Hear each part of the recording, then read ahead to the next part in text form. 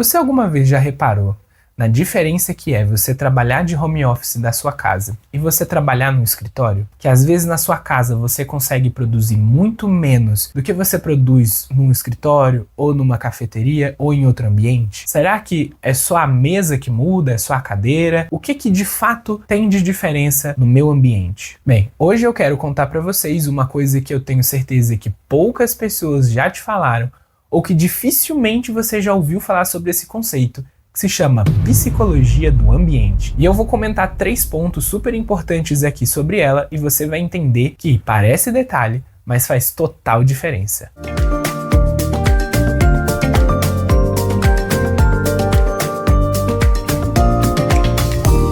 Muito bem-vindos, eu sou Ricardo Passos, sou psicólogo pós-graduado em neuropsicologia. E na nossa conversa de hoje eu quero explicar para vocês como que o ambiente consegue melhorar ou piorar a sua produtividade. Dentro da psicologia organizacional, da qual eu também fiz uma especialização, ela pensa sobre coisas que podem melhorar ou piorar a produtividade das pessoas dentro de uma empresa.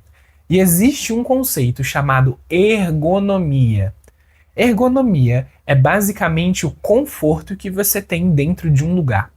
E tudo, absolutamente tudo dentro de um ambiente pode melhorar ou piorar a sua produtividade.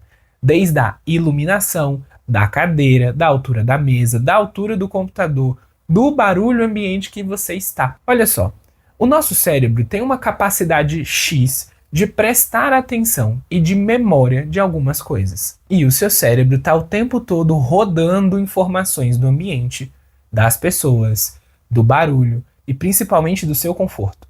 Agora pensa, o seu cérebro pode estar simplesmente 100% focado na tarefa que você está fazendo, ou ele pode dividir a atenção dele com você produzir a sua tarefa e ficar ajeitando a sua coluna o tempo inteiro porque a cadeira é ruim, ou os seus ombros estarem tensos o tempo inteiro porque a mesa é muito alta para onde você está digitando. E a soma dessas pequenas coisas vai fazer diferença no quanto aquela pessoa consegue produzir, seja dentro de uma empresa ou seja em qualquer outro lugar. E não só mesa e cadeira altera a sua produtividade, mas cores também.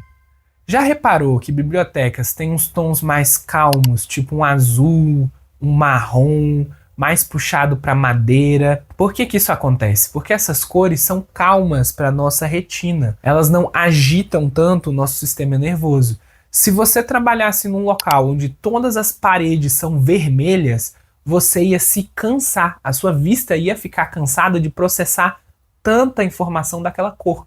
E isso ia, no final do dia ou até no final do mês, atrapalhar no quanto você consegue produzir ou no quanto você consegue entregar naquele ambiente. E pode até estressar você estar num lugar que tem umas cores muito quentes ou que só tem aquela cor naquele local. Imagine aqui, vamos imaginar um ser vivo que tem uma estrutura muito mais simples que a nossa, uma planta. A planta pode se desenvolver num quintal de vovó, mas você entende comigo que se você colocar ela numa estufa, numa iluminação correta, com uma temperatura correta, ela vai crescer e produzir frutas muito melhor do que no quintal da vovó? Consegue entender o que eu estou tentando falar aqui para você?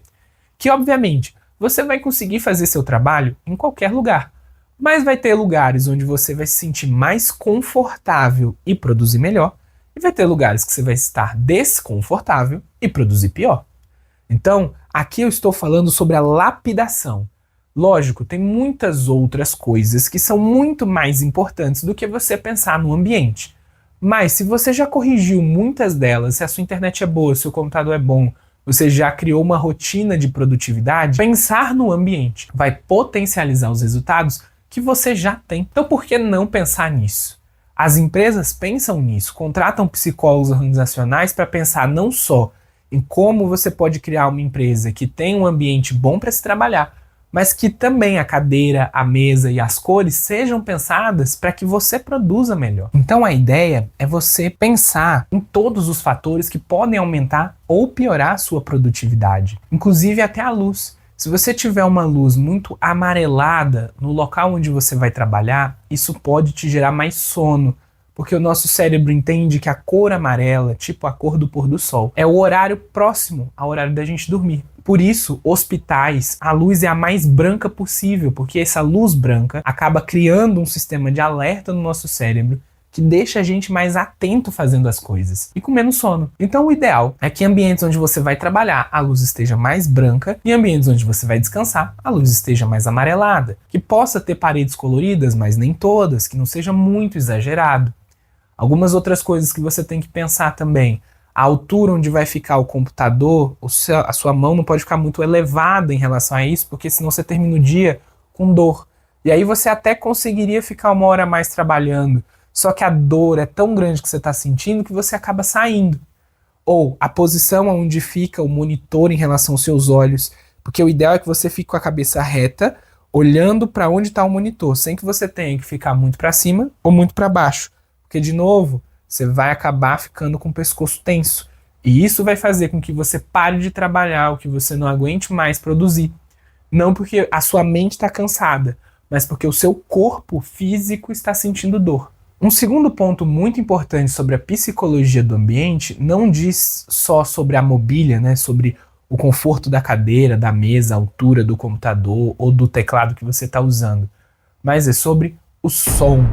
Existem sons que atrapalham muito a gente quando a gente está tentando produzir. Talvez seja um pouco contra-intuitivo o que eu vou falar, mas ambientes extremamente silenciosos e ambientes extremamente barulhentos, ambos são muito ruins quando a gente fala em produzir. Por que ambientes super silenciosos são ruins?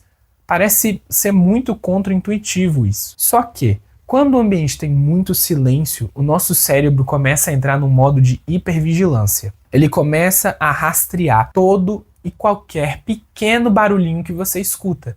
Aí o barulho da geladeira já te chama atenção, o barulho de uma madeira já chama atenção, o barulho da obra em cima, o barulho de um mosquito passando vai te chamar atenção e vai ficar desviando um foco seu, em vez de ficar só pensando no seu trabalho ou no que você está produzindo, vai ficar focando nos pequenos barulhos o dia inteiro. Ou um lugar que tenha barulhos muito variados, então 1 hora aparece um barulho de televisão, de gente conversando, de computador, de mesa, de obra. Então assim, você tem muita variação nos sons e eles ficam ali te perturbando, vamos dizer assim, e isso também atrapalha muito a sua concentração. Já tentou estudar num ambiente barulhento? É quase que impossível. E qual que é o melhor dos cenários? É aquilo que a gente chama de ruído branco. E para fazer uma comparação com isso e explicar para vocês o que acontece no nosso cérebro, eu vou fazer isso com um fone de ouvido. Hoje em dia, esses fones de ouvido mais modernos, vamos dizer assim, tem uma tecnologia chamada Active Noise Cancelling. Como que essa tecnologia funciona? Existe um barulho, um ruído, que ele é sempre igual. Ele não altera. Ele é padrão.